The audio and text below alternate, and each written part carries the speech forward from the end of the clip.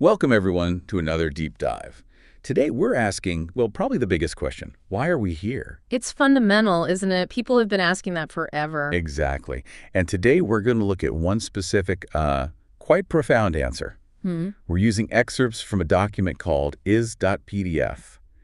It focuses specifically on why was the human being created, according to Islam. Right, a very direct source for this question. Our goal really is just to unpack its core message about human purpose, the meaning of life, from this Islamic viewpoint. See what insights we can draw out for you. Sounds good. Where do we start? Okay, let's unpack this. So jumping right in, the document, it doesn't really beat around the bush, does it? It gives a very direct answer about why humans were created. No, it's remarkably direct. It points straight to a verse in the Qur'an, Surah Adh-Dhariyat, verse 51.56. And what does that verse say? It says, "And I did not create the jinn and mankind except to worship me." Jinn and mankind. So jinn being other beings with free will in Islamic tradition. Exactly. Spiritual beings also created, also accountable, like humans. So the purpose applies to both. And the source itself highlights this verse, saying, I think the quote was, this verse clearly shows that the main purpose of human creation is worshiping Allah, God. Yes, it puts it right there. Very clear, very foundational for this perspective.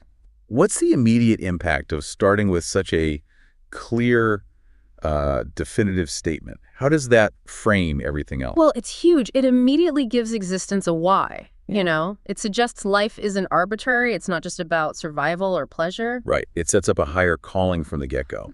It defines your reason for being, rather than leaving it totally open-ended. Okay, so that word worship is obviously key here. But like when people hear worship, they often picture specific rituals, maybe prayer or pilgrimage. That's a really important point, and the source tackles that head-on. Does it? How so? It clarifies that worship, ibadah, in Islam, is not just praying or fasting. That's a direct quote. Okay, so it's broader than ritual. Much broader. It says worship includes every good action done sincerely for the sake of Allah. Every good action, sincerely for God.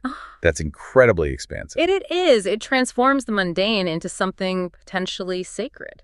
Can you give us some examples? What kind of everyday things does the source list as potential acts of worship? Sure. It lists things like speaking the truth, being kind to other people, helping your parents. Okay, things most people would see as just being a decent person.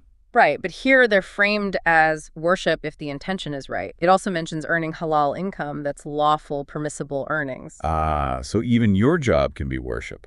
Potentially, yes. Also seeking knowledge, showing patience, showing gratitude, and importantly, actively avoiding sin while consciously doing good. Wow. Okay, so it's less about specific moments of prayer and more about a whole way of living. Exactly. The source summarizes it. In Islam, worship means living life according to Allah's guidance. So your daily choices, your interactions, your work, your learning, it all becomes part of this purpose. Yes, if done with that sincere intention. It means, essentially, that your whole life becomes an opportunity for worship, for connection, for fulfilling that purpose. It's not just sectioned off to the mosque or prayer mat. That really shifts the perspective, doesn't it? It makes every moment potentially meaningful in a spiritual sense. Continuous intention. So how does this constant intention, this broad purpose, play out in the world we actually live in? The source talks about the nature of this world too, right? It does. It connects this purpose to our experience here. The teaching, as presented in the source, is pretty direct. Islam teaches that life is a test. A test, okay. So this world isn't the final destination, it's more like an examination room. That's a good way to put it. And for this test, we're given certain tools. The source mentions free will, intellect, our ability to reason, and guidance. Guidance through prophets and books, it says, like the Qur'an itself. Exactly. Those are the resources we have to navigate the test. And tests usually have results. The source talks about accountability, right? Right. Very much so. It states, our actions are recorded and we will be judged on the day of judgment. Pretty serious stuff. And the outcomes are clear.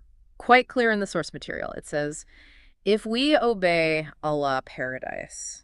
If we follow desires and ignore truth, punishment. So the stakes are high. It really frames every choice as significant then. It does. And there's a hadith mentioned, a saying of the Prophet Muhammad from Sahih Muslim that really illuminates this. Oh, what does it say? The world is a prison for the believer and a paradise for the disbeliever. A prison for the believer. That sounds Yeah. harsh. How does the source explain that? Well, it explains it like this. This means that the believer controls his desires for Allah's sake in this world and earns paradise in the next life. Okay. So prison isn't literal walls.